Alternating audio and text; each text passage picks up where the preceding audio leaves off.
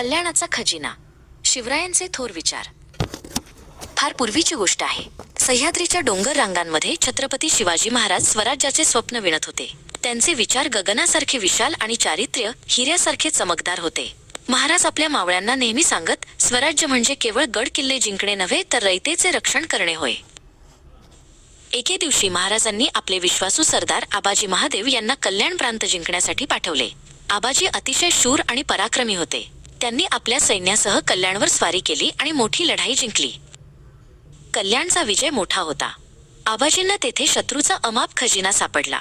सोन्या चांदीची नाणी, हिरे आणि दागिने पाहून सर्वांचे डोळे दिपले. पण या खजिन्यासोबतच आबाजींनी एक मोठी चूक केली जी त्यांना विजय वाटत होती. आबाजी महादेव रायगडावर परतले.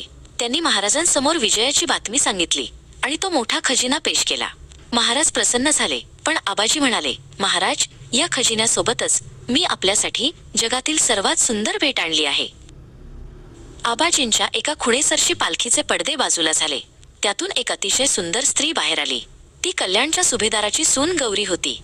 आबाजींना वाटले की ही भेट पाहून महाराज खुश होतील. गौरी मात्र खूप घाबरलेली होती. गौरीला पाहताच महाराजांचे डोळे रागाने लाल झाले. त्यांनी सिंहासनावरून उठून आबाजींकडे पाहिले. दरबारात शांतता पसरली. महाराजांना अशा प्रकारे एका स्त्रीला भेट म्हणून आणलेले अजिबात आवडले नव्हते. महाराज गौरीच्या जवळ गेले.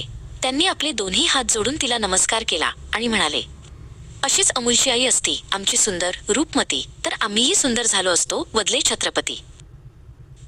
महाराजांनी आपल्या मंत्र्यांना आज्ञा दिली की गौरीला सन्मानाने तिच्या घरी पोचवावे. त्यांनी तिला सुंदर साडी आणि दागिने देऊन तिचा आईसारखा सन्मान केला. महाराजांसाठी परस्त्री ही माते समान होती.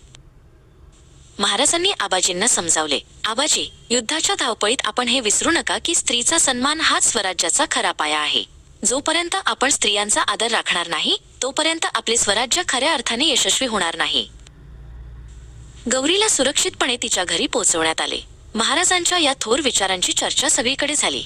मुलांनो, शिवरायांचे हेच गुण आपल्याला शिकवतात की खरी शक्ती ही केवळ तलवारीत नसते, तर ती आपल्या चांगल्या विचारात आणि स्त्रियांच्या आदरात असते.